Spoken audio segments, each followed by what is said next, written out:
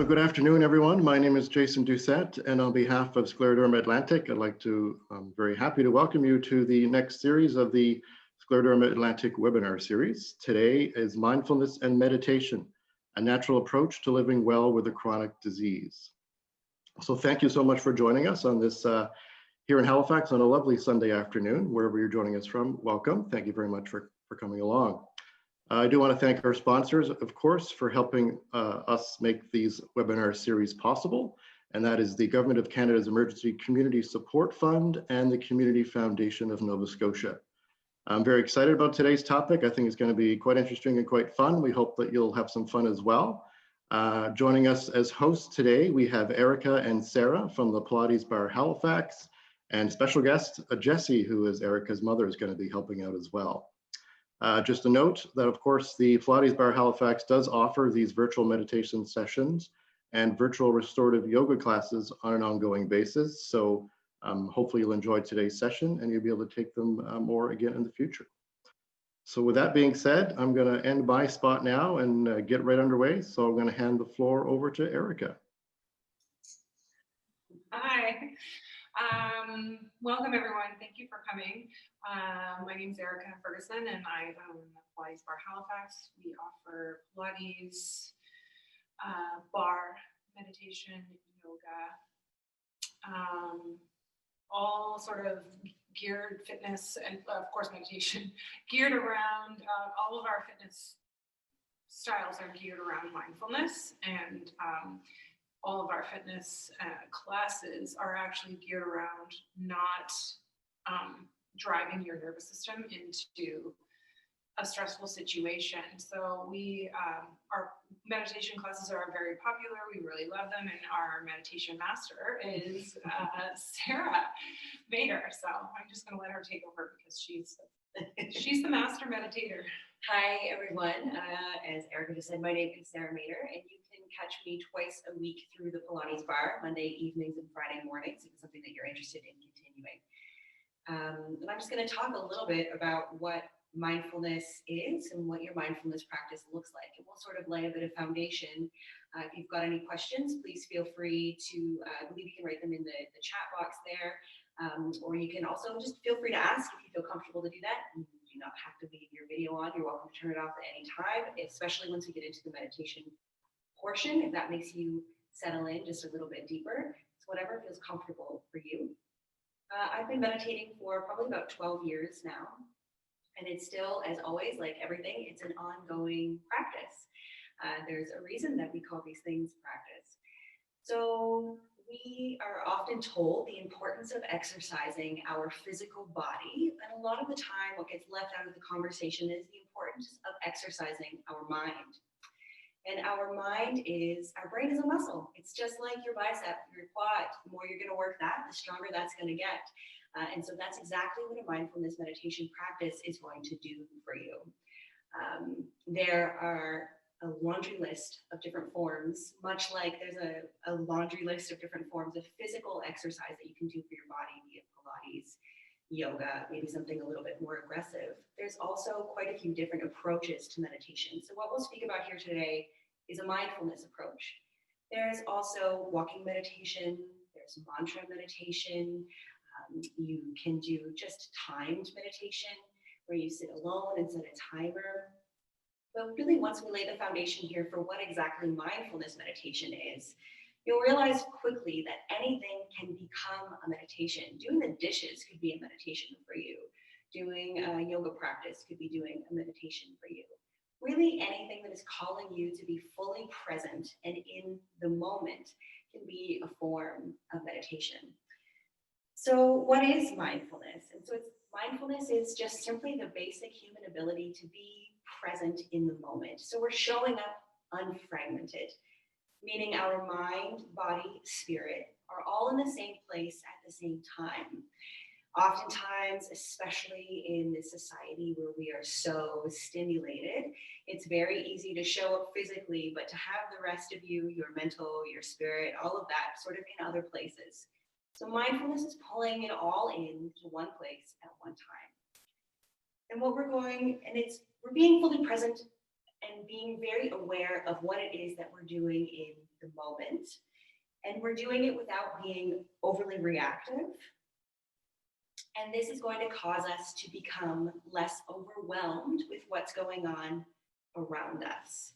This is why. This is part of the why. And this is our superpower. We all have this ability within us. It's just been buried over layers and years of conditioning, thought patterns, and belief systems. What I'm going to tell you today isn't anything that you don't already know. If it sounds like new news to you, it's just because it's hidden in there a little bit deeper. And so each time we show up to practice, much like each time we show up to practice a physical activity, we're strengthening that muscle. And the more often we practice, the easier it is to find, meaning the easier it is to find that place of centered, that place of calm and that place of stillness in amongst real life working moments. And that's the goal. That's the purpose of why we want to create and build a mindfulness practice. Research shows us, I am absolutely not a scientist or a biologist. You are welcome to do a great Google search. There's a ton of peer-reviewed studies.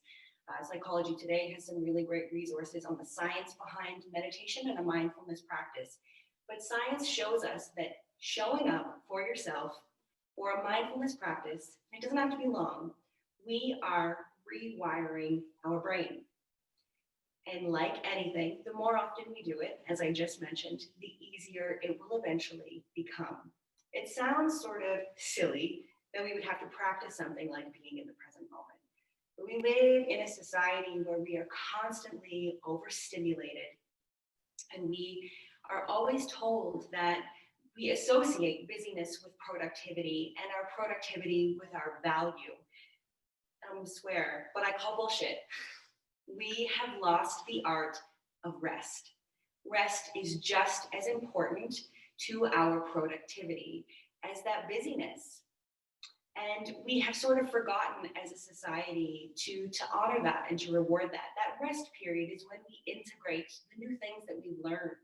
It's when we're recharging our batteries. It's when we're refueling ourselves. We're filling our cup, so to speak. Because, and I know that you've heard it before, we are no good to anyone else if we don't have anything left to give ourselves. So this is why we show up. This is why a mindfulness practice. I see me look down, I've got a couple notes here. I just don't want to miss anything. You don't need anything for a successful mindfulness practice. You already have your biggest tool, which is your breath. There's absolutely things that can enhance your practice, a meditation cushion, incense, candles. I love lighting a candle during a meditation practice. For me, it's more of a habitual ritual. Incense, crystals, you name it. All of those things can help enhance it. Absolutely not necessary. You don't need any of these things.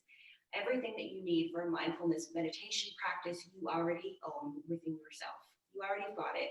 So you don't have to spend any money on any fancy props or anything like that in order to set yourself up for success for a great practice. All you really need is a quiet space where you can be uninterrupted and an open mind. You absolutely do not have to sit in lotus position like our little giraffe friend here.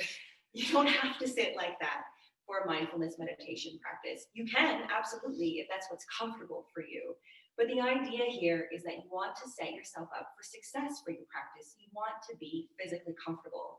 You can sit like Erika and I are doing now. You could sit in lotus position on the floor if that feels good for you. You can lie down, you can stand. It is your practice. And if anyone tells you that you're not doing it right by not sitting in that way, they're wrong. You want to be comfortable. The idea here is that we want to be physically comfortable, because the moment we're sitting in this position and our legs start to fall asleep, that's all that we can become aware of, and we start to focus on it. And what we focus on expands. And then all of a sudden it pulls us out of that beautiful stillness that we have cultivated in settling into our practice, and our thinking mind is turned back on because our nose is itchy or our legs falling asleep.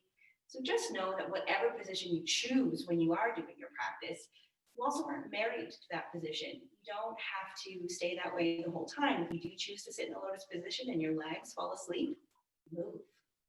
If your nose is itchy, scratch it. This is going to help set you up for a little bit more success. So I don't know how many of you tried your own mindfulness practice before at home. And I wonder if it looked a little something like this, like my first few times meditating, where you sit down, you're in lotus position, and you're like, okay, I'm gonna turn off all my thoughts. I'm just gonna stop thinking. I'm just gonna stop thinking. I can't turn my thoughts off. I'm failing at this. I'm not very good at this. I knew I wouldn't be any good at this. I knew I would suck at this. Why will my thoughts turn off? I'm never mind. And you just give up. Well, spoiler alert, it's impossible to turn off your thoughts, and it's absolutely not the purpose of a mindfulness meditation practice. We, as human beings, we're experiencing a new thought every 1.2 seconds. You're not turning those babies off. The idea here, though, is to switch our perception of thoughts during our practice. And we want to learn to let them come and let them go. And this is where a tool like our breath is incredible, because we want to anchor in to our breath. And when we find our mind beginning to wander like that, we remind ourselves to come back to our breath, even if it's just saying in your head, inhale, exhale, inhale, exhale. Use that breath. That is your meditation tool. So if you've tried and those thoughts don't turn off, you didn't do anything wrong. It's just not possible. You can't do that. So it also doesn't have to be a long, dedicated practice. You can start with just 3 minutes a day. 3 minutes a day, and that's also scientifically proven that 3 minutes a day, you will see the benefits and the increase. There are so many health benefits to a mindfulness meditation practice. It's going to lower your blood pressure. It's going to help with, it can help with heart disease. It's a mega help with stress, anxiety, depression, a lot of the traumatic things that we collectively as a society are experiencing, especially in this year. It's going to just sort of help mitigate and alleviate a lot of those things.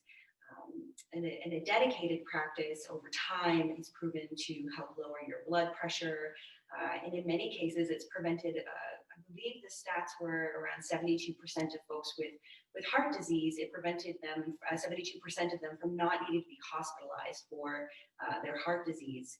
So our mind, our body is wildly powerful. So you've sort of got the idea of why a mindfulness practice. And we know that all we need is a nice quiet space and an open mind.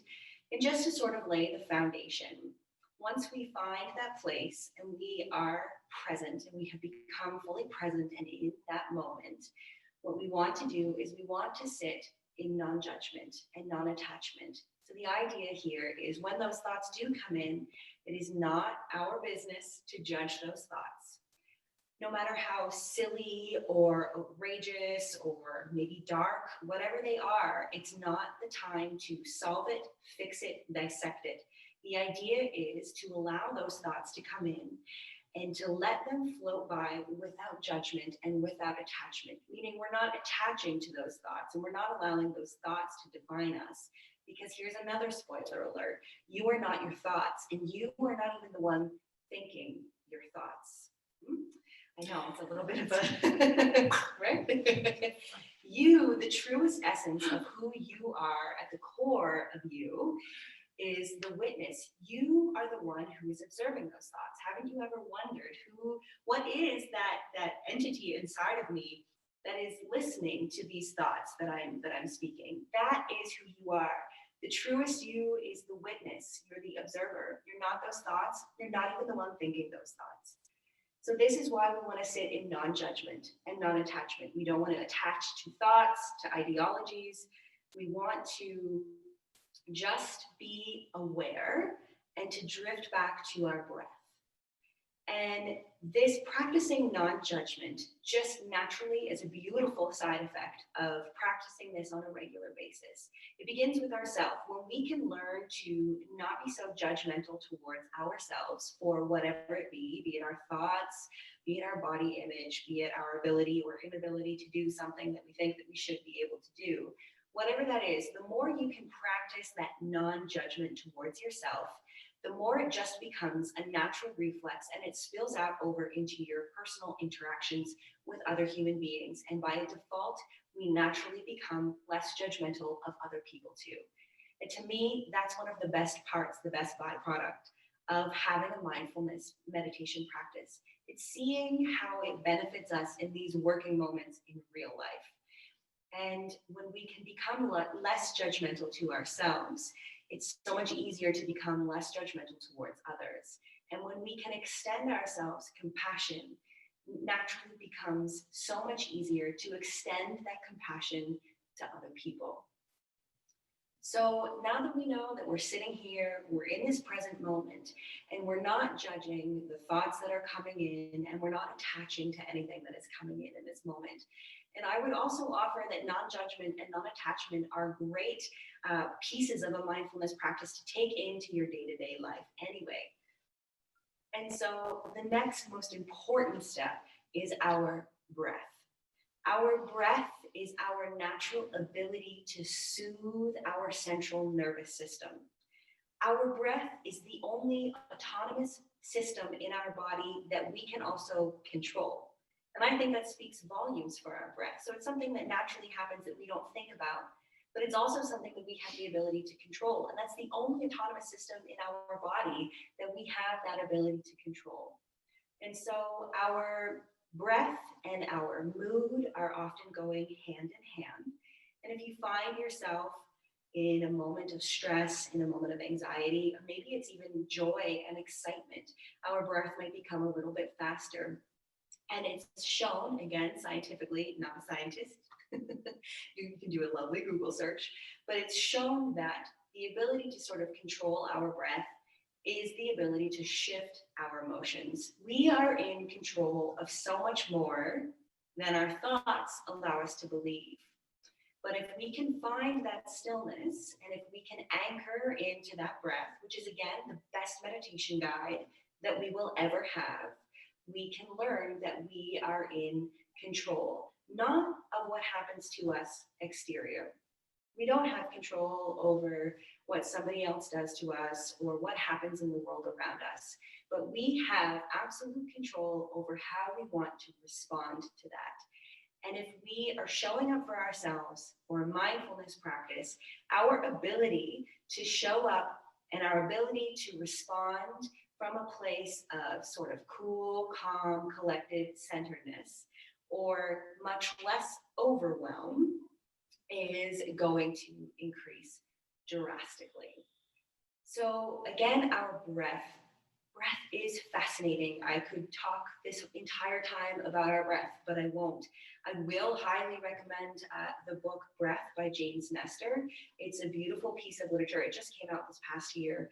And it just really explains, like, our breath is so connected to our overall body function. And it's so cool to learn how we've evolved and how something like we always want to be breathing in through our nose whenever possible. I know sometimes that we can't, but it's so much better for our overall physical health to keep our breath in through our nose and out through our nose. Mouth breathing is associated with a lot of things like insomnia, sleep apnea. If you get up and pee a lot in the middle of the night, you're probably breathing through your mouth without being aware of it. That's actually one of the number one reasons that we get up in the middle of the night to have to go pee, is because we have been mouth breathing. And a lot of the times that we're not even aware of that. So the ideal average breath is supposed to be 5.5 seconds on the inhale and 5.5 seconds on the exhale. Most of us don't breathe that way. We're all breathing usually too shallow, too short. But specifically when it comes to our mindfulness practice, we want to extend that exhale. We want to elongate that a little bit longer, because this is actually soothing and calming our central nervous system. And this allows us to settle in a little bit deeper to that beautiful stillness that we're trying to curate when we show up for ourselves and when we practice. So your breath it's a beautiful resource. It's a beautiful resource.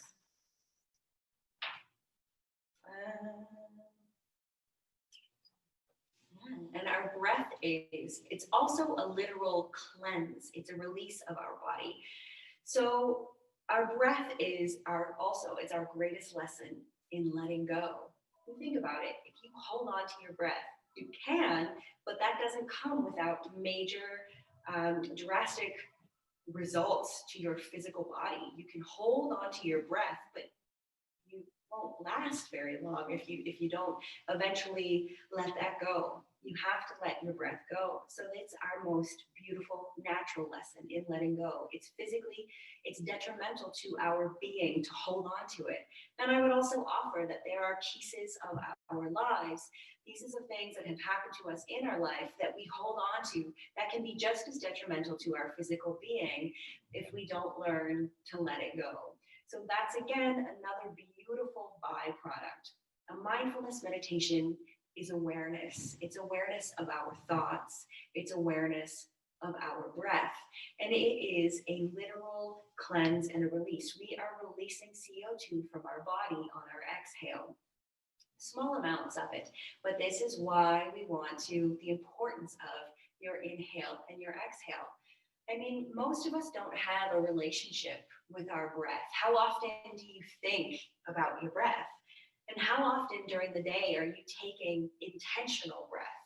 Probably not that often, but that's one of the quickest ways that we can reset, refocus our day. It could literally be the whole turnaround for our entire day. If you find yourself in these moments where you're at work or your children are running around or whatever it is, and you certainly don't have time to go off in a corner and do a mindfulness practice, I assure you, if you have that time to take 3 intentional, big, deep, juicy breaths, you will be able to approach the situation with a calm, clear mind. And it's going to offer you a little bit of insight that you couldn't see in all of that chaos, in all of that fog. Anybody have any questions so far? No. We realize that people that have scleroderma often have a restricted lung capacity. That doesn't mean that you don't try to take your deepest breath possible. So maybe your breath, like we're saying, take a big juicy breath. Yes, indeed.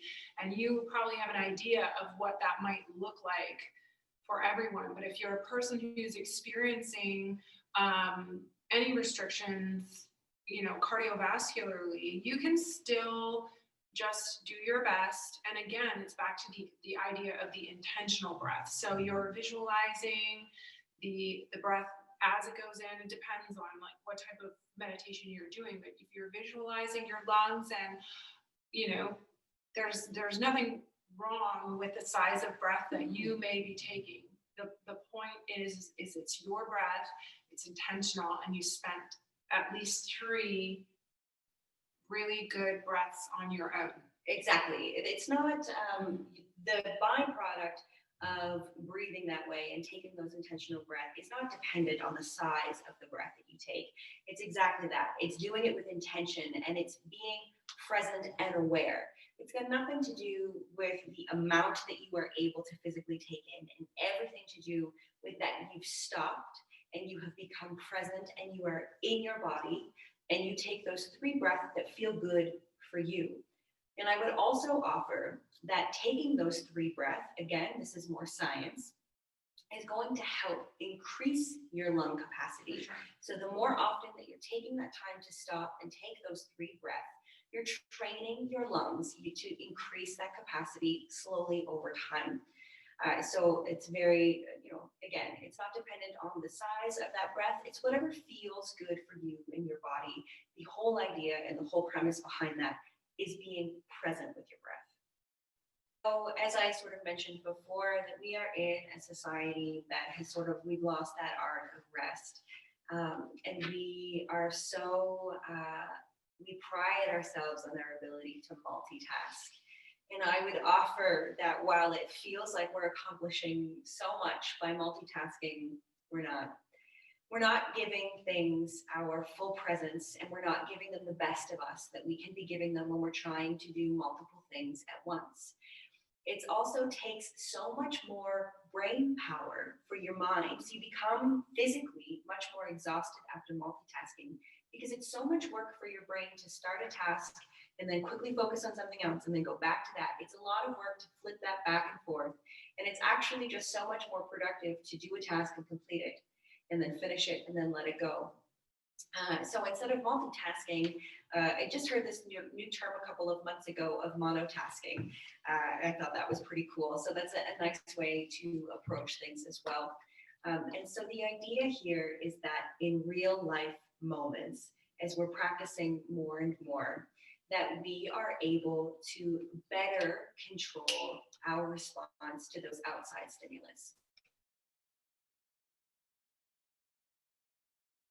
Quick breath. You could do that a couple of times a day, but it's not dependent on, if you're doing that at least once a day, that's incredible. And for a mindfulness practice too, I also will offer that if you show up for yourself, all you need to do is to start with 3 minutes a day. And 3 minutes a day is where we'll see that difference. And so maybe if you don't feel like, it doesn't have to be a 3-minute guided meditation. It could be just 3 minutes of sitting down and taking some intentional breath. It doesn't have to be that long with the breath though. So the 3 breath, that's as many times a day as you want. To see the physical results of it, you'll be doing that 2 to 3 times a day. And again, that mindfulness practice of showing up for yourself and sitting down in that stillness, 3 minutes once a day, and you will see results. It's going to also help increase your focus and your awareness. So our ability to sort of focus in, which is why, again, that multitasking versus the monotasking, showing up for yourself for that 3 minutes a day is going to actually help you be able to focus on a task much more at hand. I know I sort of went on a bit of a tangent after that, but for the 3 breath, 2 to 3 times a day, and you'll start to see some results over time. You're not going to see that lung capacity increase in a week or something like that. And again, that the mindfulness practice itself, 3 minutes a day is all that you really need to be able to see some results over time as well. Yeah, a few years ago, I started doing research when I was, diagnosed with this scleroderma, and I wanted answers, and so I knew where I was going to find those answers after reading some self-help books, spiritual things, that the help was going to come from in me, not outside. So I have a few favorite authors that I read. And then I did meditation online at home, but I didn't get much instruction, but I tried, and then eventually, it started working for me, and then I got away from it. And then the opportunity came to take this total beginner's mindfulness session with Sara. So I thought, okay, I will try that. And I'm in my, going into my 5th week. And I really enjoy it because there's other people, even though it is online, there's other people participating with me. So it's sort of like a group thing. I don't know these people, but I look forward to seeing them each week. It's like meeting them. And I do enjoy the meditation. I am getting a lot out of it. I was talking with my sister, who is actually taking the meditation with me, and she's in Cape Breton. And when Sara was teaching us about the breaths and things, I started to think of my breath as more in a scientific way rather than something that was just natural for me to do. I was becoming aware of the power of my breath, and that I had to look at it differently than what I was, rather than just in and out. I had to learn that it had to be, as you said, Sara, intentional. But I think of it as being part of the universe. It's in our universe. And so I don't know if that makes any sense to anybody, but to me, I was thinking of it much more in scientific terms, and I'm more aware of it that way. Oh, that's beautiful. Yeah. I don't know if that helps anybody, but it would be nice to do mindfulness with all with scleroderma people. I know quite a few of them. It'd be like seeing each other and enjoying our time and be able to share. Cool. Thanks, Mom. You're welcome. And the nice thing about practicing or sharing the same practice with other people is exactly like you just said. You know, you spoke with your sister afterwards.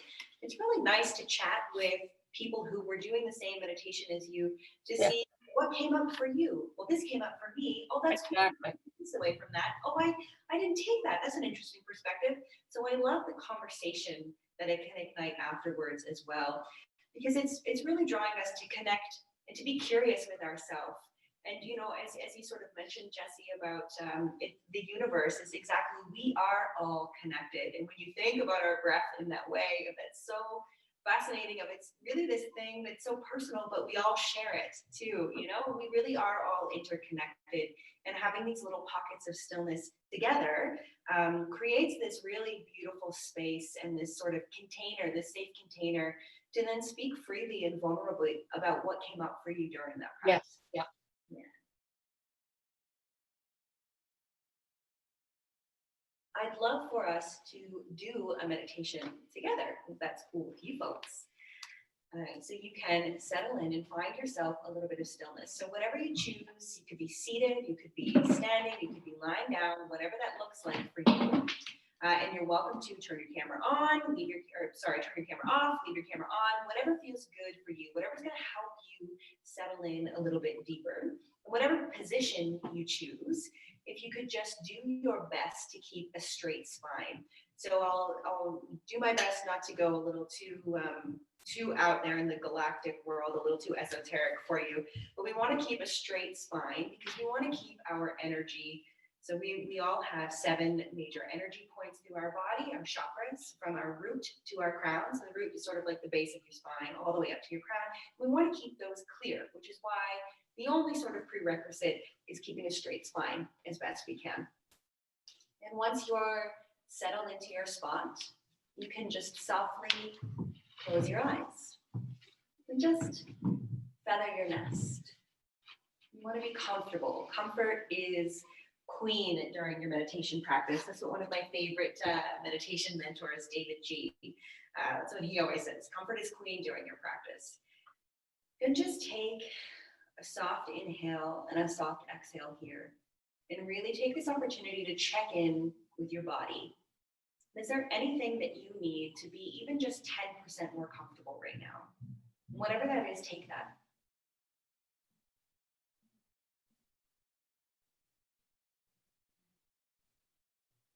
And so, as I spoke of, one of the main principles of mindfulness meditation is deepening our awareness of our thoughts, our awareness of our breath, and our awareness of that space between our thoughts. And we want to expand our understanding of who we really are, the observer. As I had mentioned, when you think a thought, you are not that thought. You are the one thinking. You're not even the one thinking the thought. The truest essence of who you are at your core is the observer. And as we expand our awareness and we deepen our connection with our truest self, we begin to break away old conditioned belief systems. And the intention is to find stillness and connect with our breath so that we can change our response to outside stimulation from a sort of automatic knee-jerk reflexiveness to a much more thought-felt reflectiveness.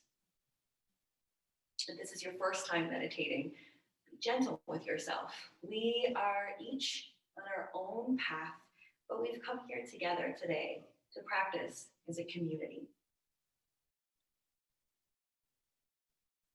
The purpose of meditation is not to turn off those thoughts. The idea is to expand the time in the space between the thoughts. And our breath is exactly how we experience this. So together, let's take a long, slow, deep breath in through our nose for the count of 4, 2, 3, 4. And just hold it if you can at the top. And then we'll let it out through our nose for the count of 5, 2, 3, 4, 5. Again, let's take a beautiful breath in together. A nice deep breath through the nose. This time for the count of 5, 3, 4, 5. And hold it at the top. What does that breath feel like in your body as you hold it? Let it out through your nose for the count of 6, 4, 5, 6. And we're going to take one last intentional breath here together. Draw it in through your nose as deep as you can, being comfortable, and really feel your body expanding three-dimensionally here. As you feel that expansion in your body, we'll hold it at the top. And this time we're going to let it out, open mouth on a sigh. And really feel that contraction here. We had expanded our body and now we're contracting. We want to let all that air out, almost as if you can feel your belly button come back and touch your spine.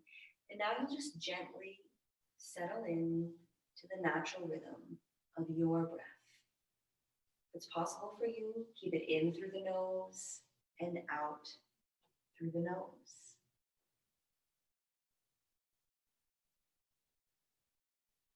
When thoughts come in for you, can you just observe those thoughts as if they were a cloud floating by in a beautiful, clear blue sky?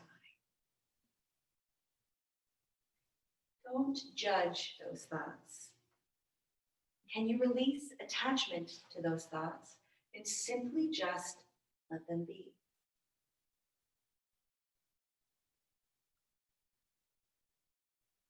Give yourself permission to find stillness here and now. As we just spoke about, we live in a world where we are being constantly stimulated and we are busy all of the time. And sometimes it's just as simple as giving yourself that little permission slip to find stillness here and now. Just think about your breath. Don't try to control it or change it. Just allow it to flow in its own rhythm. Just think about it.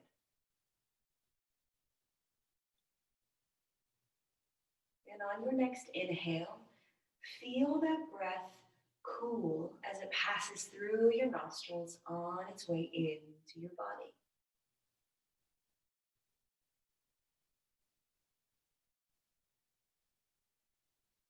Just think about the journey that one breath takes as it flows through your body. Just take note here. How does that breath feel? Does it feel healing or refreshing? Maybe you don't feel anything at all about it. That's okay too. Then just before your next exhale, think about that breath, warm as it leaves your body, warm as it passes through your nostrils on its way out. Think about how powerful your body is, that breath, once cool on the inhale, traveled through your body and has been warmed by your pranayama, your inner fuel, your fire. Then think of its warmth as it leaves your body.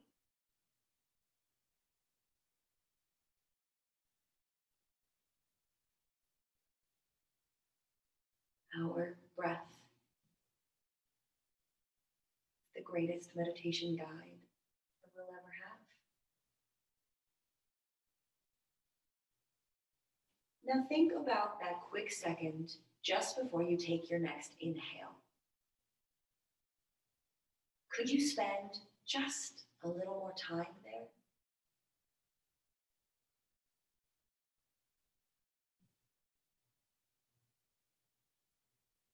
Thinking about that space at the end of your exhale. Could you extend that just a little bit further?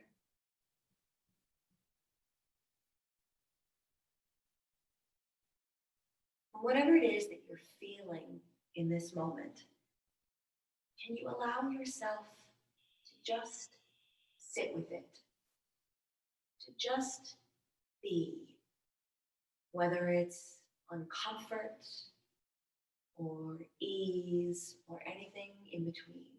Can you just allow it to be?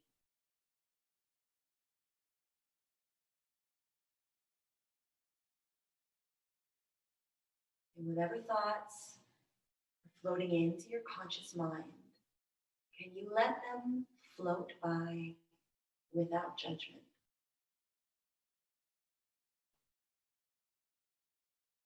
When you find that your mind is beginning to wander, and it absolutely will, it's perfectly normal, remember to come back to your breath, to anchor in to that breath.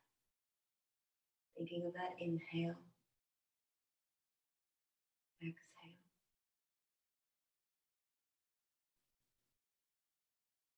Just float with your breath. Feel it riding through your body like a perpetual wave.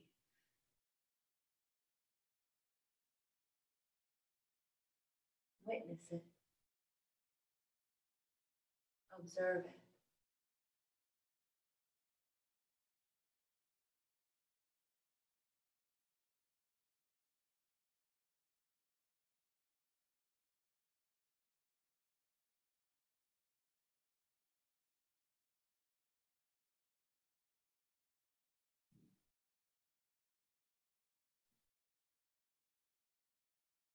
Before we can begin to fully focus our mind, we first must relax our physical body. We are so often existing in fight, flight, or freeze mode. And when we can learn to settle, when we can learn to relax our physical body, our mind can then be free to settle into the stillness. Drop your jaw.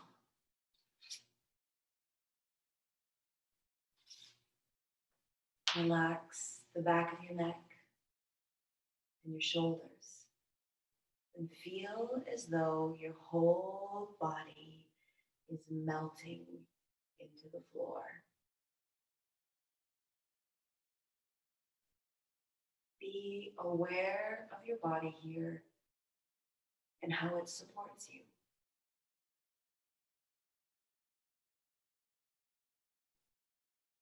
Inhale, give thanks to your body.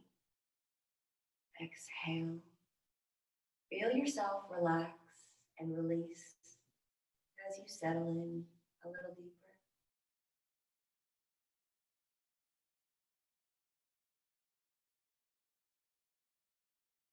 Absorb the stillness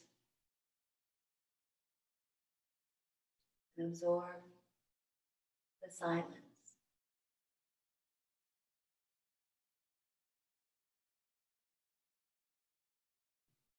It's through letting go that we transform and we grow.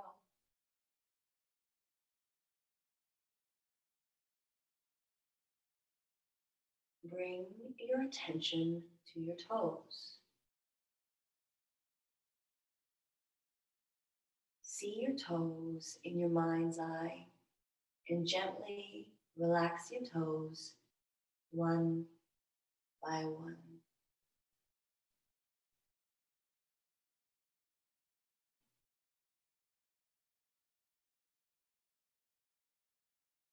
The soles of your feet. You may feel a slight tingling sensation or a warmth, or maybe nothing. What do you feel at the soles of your feet?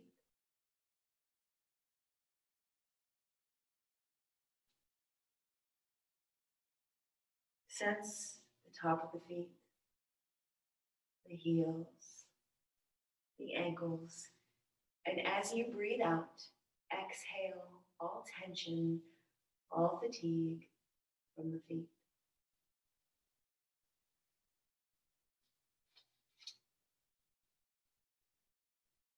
Soften the calves, the shins, and sense the space behind your knees. Yes, you can sense space.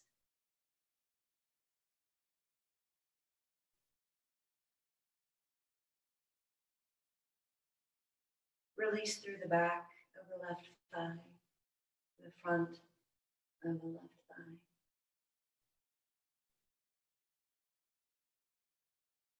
Release through the back of the right thigh and the front of the right thigh. Relax your buttocks, the heaviest muscle of them all. Release all tension as if you're falling deep into the earth. Deep, deep into the earth.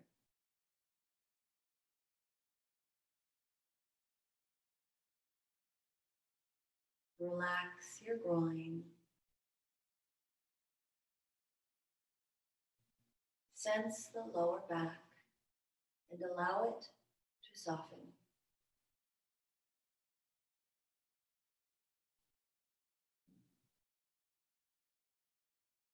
The middle back and the upper back. Let go. Let go. Let go.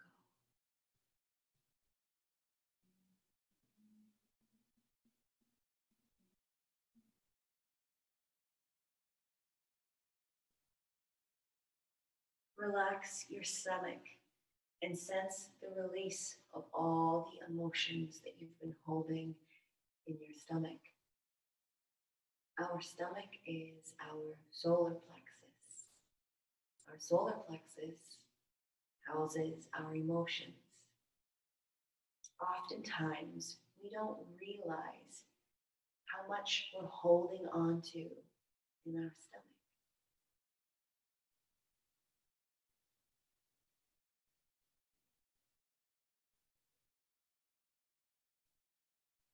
Inhale warm, loving light into your body. And exhale, release tension and worry.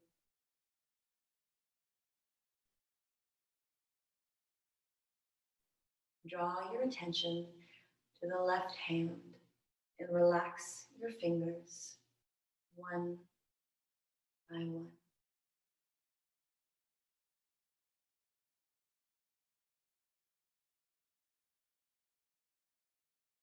The right hand.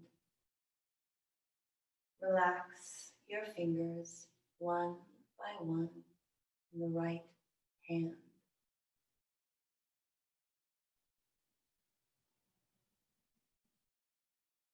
Sense a gentle pulsing in the palms of your hands. It's almost as if you can feel your heart beating in the palms of your hands.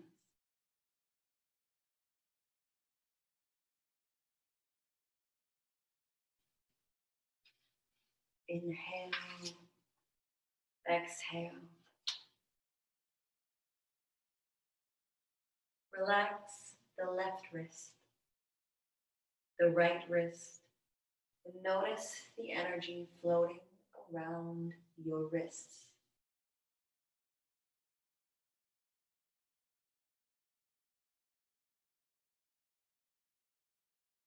Relax the left lower arm to the upper arm, to the shoulder,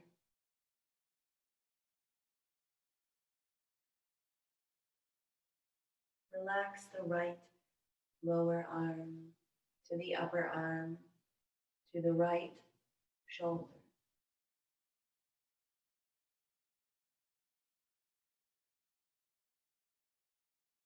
Drop your concerns, the weight of the world, the burdens and worries. Come in to the moment and release all that binds you.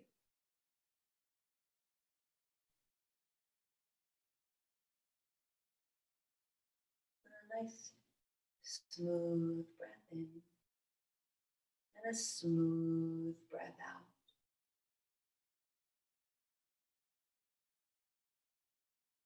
Drop the jaw. Soften the cheeks and relax the wings of the nose, the sides of the nose, the bridge of the nose.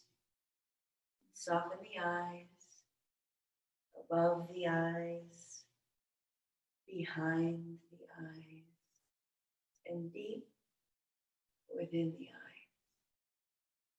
It's almost as if you can feel them melting back into your head.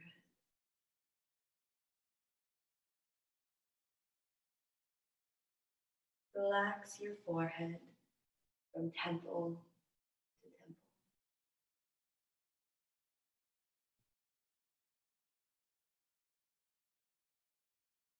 Bring your awareness to the back of the head and behind your ears.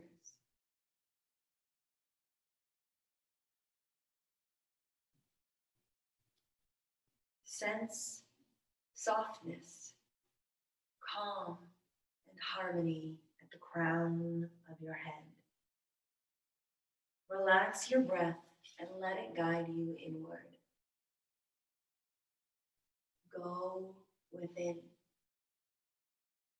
deep within.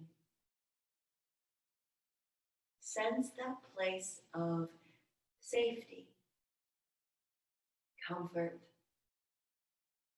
and ease. That place of pure breath.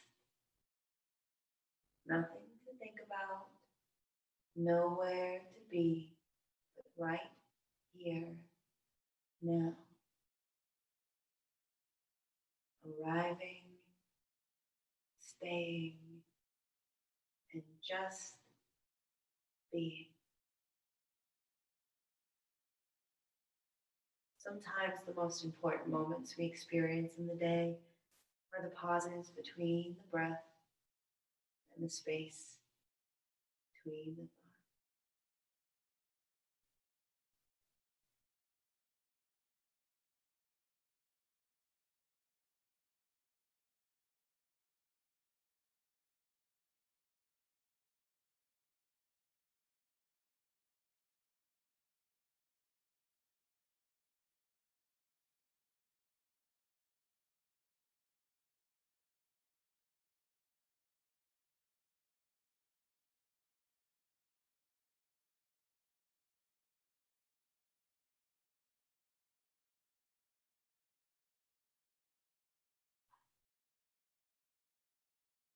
Smooth breath in and a nice smooth breath out.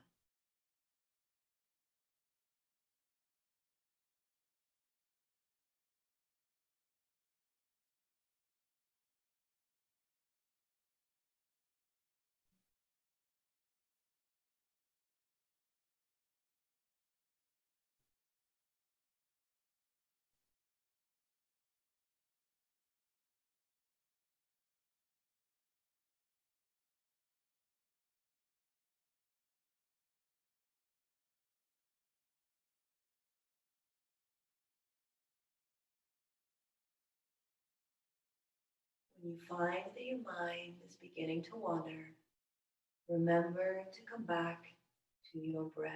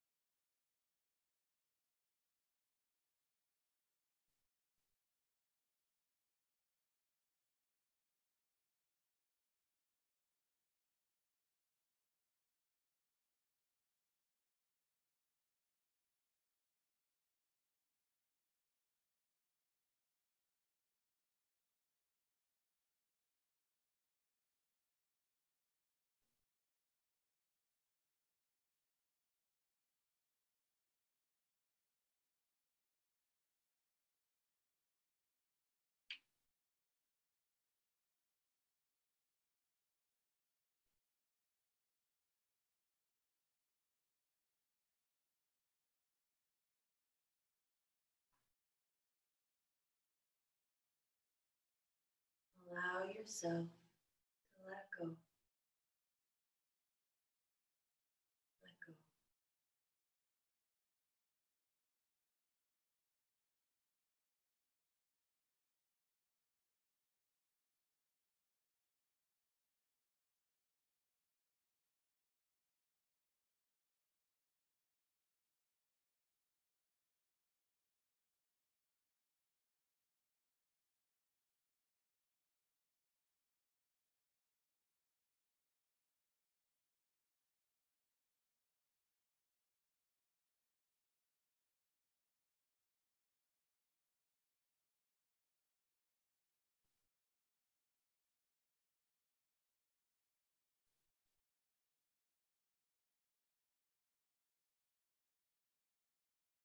Remembering that you are safe and completely protected.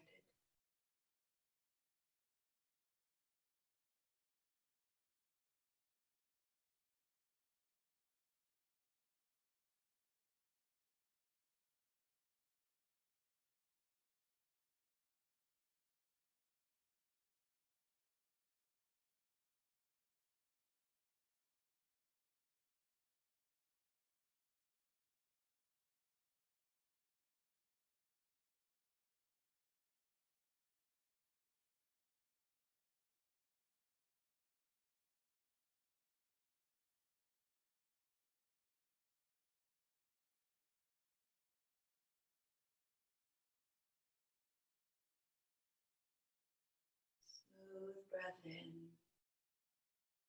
and maybe a nice long breath out.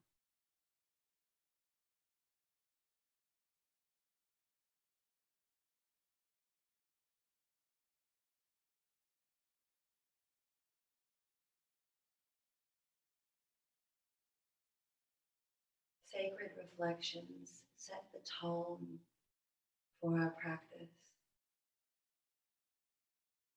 The idea is to ask ourselves these questions over and over again. And eventually, in working moments outside of meditation, the answers to these will come. We don't want to stress about answering them. If nothing comes to you this afternoon, know that if you continue to ask yourself these, in time, the answers to these will come. You see, they already are a part of who you are. And taking the time for these sacred reflections just allows you to expand your cosmic dialogue just a little deeper.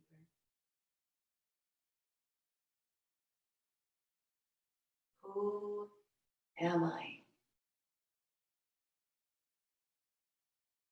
Who am I? What am I grateful for?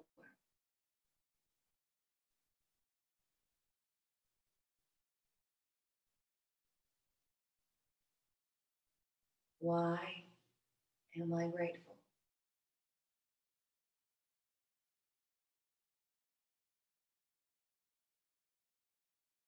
How can I help others by doing what I love?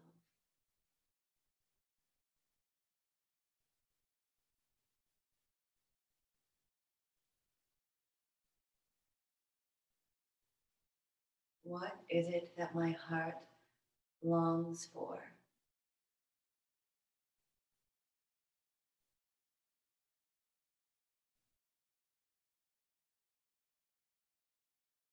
Do I agree that I cannot go back in the past and change it?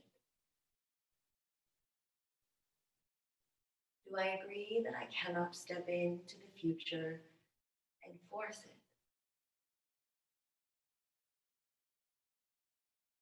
Do I have the patience to wait until my mud settles and my water is clear?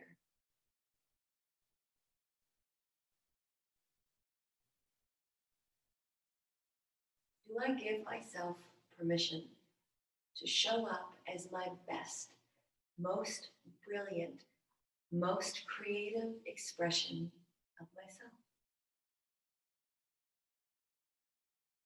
don't have to think about the answers to these. We just want to release and let them go and leave it up to source energy, the universe, God, whatever resonates with you to answer and get back to you.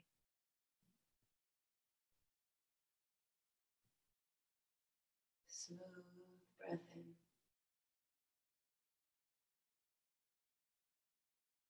And a smooth breath out.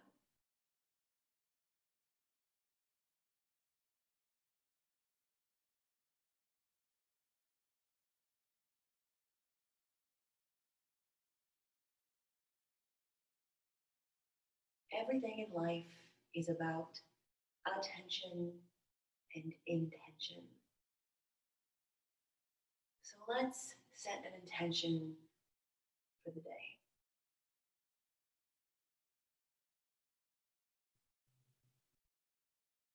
It doesn't have to be a grand gesture or anything huge.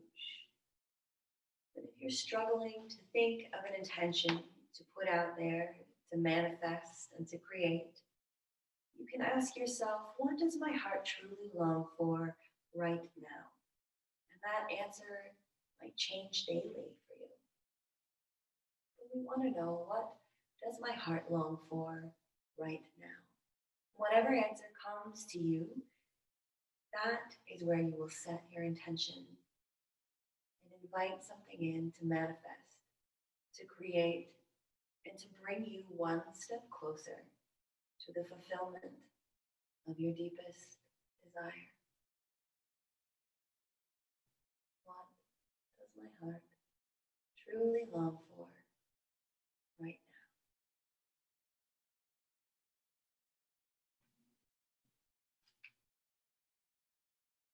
And remember, when your mind starts to wander, anchor back in to your breath.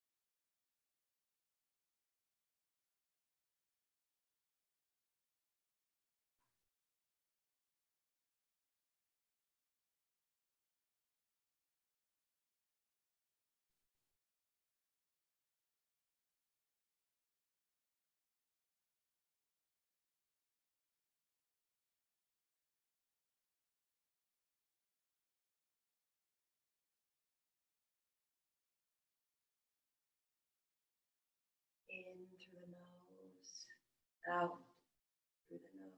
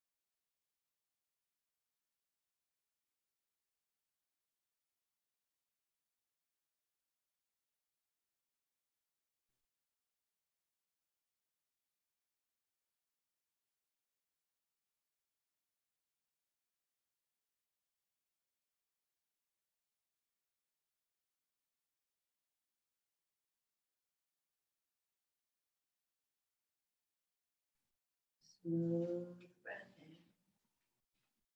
And Nice, smooth breath out.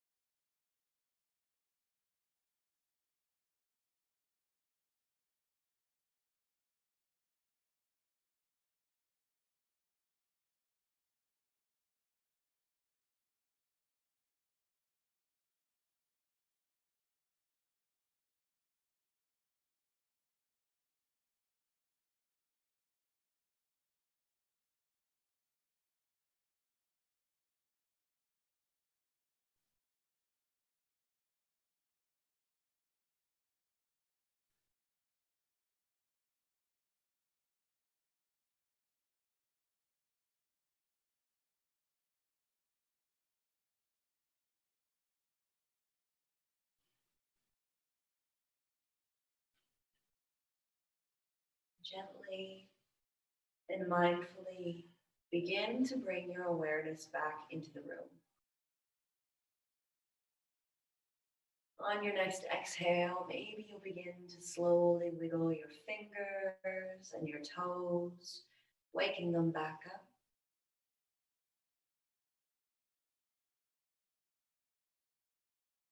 On your next inhale, place your arms above your head and stretch your body.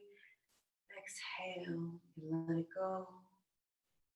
Maybe again, inhale, stretching your body, bring some blood flow back into it. Exhale, let it go, and we'll do one last big, beautiful breath in. Stretch your body, and we're gonna let it out, open mouth on a sigh.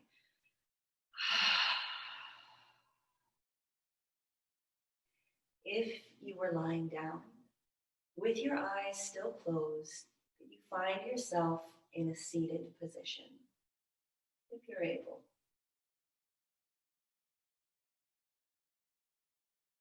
When you arrive there, you place your left hand over your heart center and your right hand on top.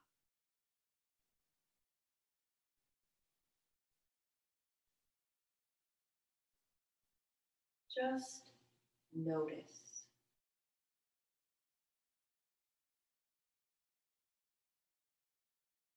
Notice the space between the breath and the space that you created between the thumbs.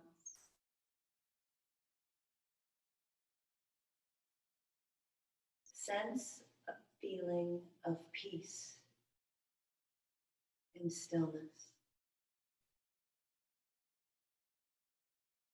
Know that this sense of stillness, this peace, it belongs to you.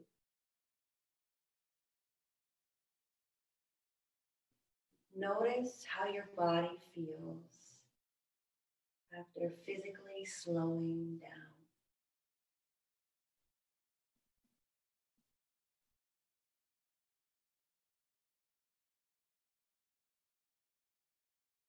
Notice how you feel after setting an intention.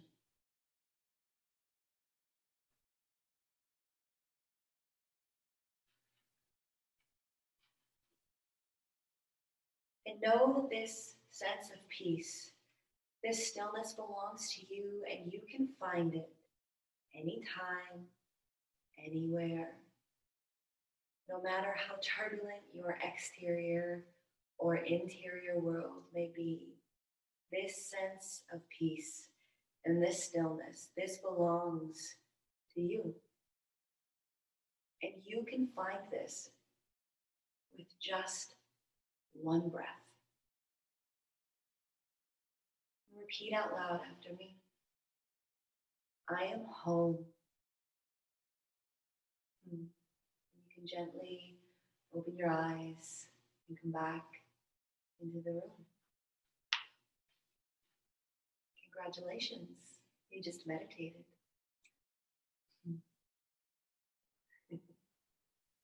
Everybody's probably pretty zen right now. That's the idea. Believe it or not, they actually say that meditation is supposed to give you a little bit more energy and make you feel a little bit revived and rejuvenated.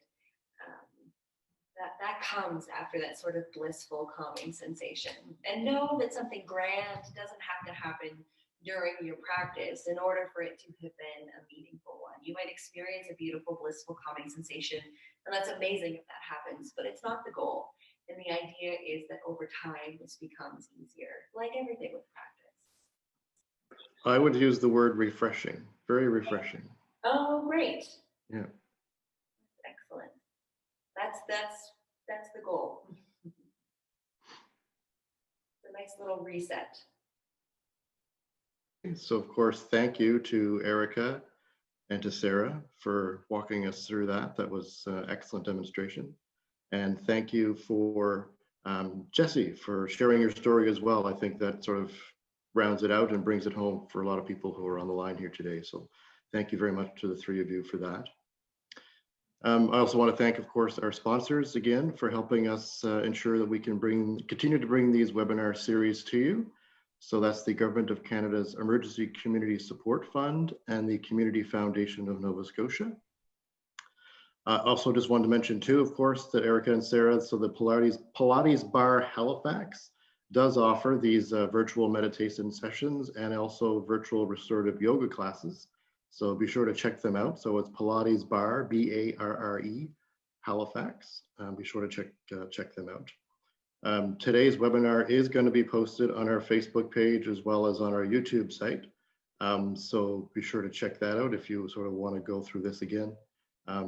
To have another sort of guided session, I think definitely I'm glad that it has been recorded and it'll be up there for everyone to continue to take a look. So we do have one question. Do you have online classes that are available to access at any time, or are they only at certain times? Right now, you can just, sorry, I didn't jump in there for you. Right now, they're just online Monday evenings at 8 p.m. and Friday mornings at 7 a.m. currently. And we're looking in the new year to be adding another introductory course. So that's it'll be 5 weeks for an hour. We haven't settled on a day yet for that.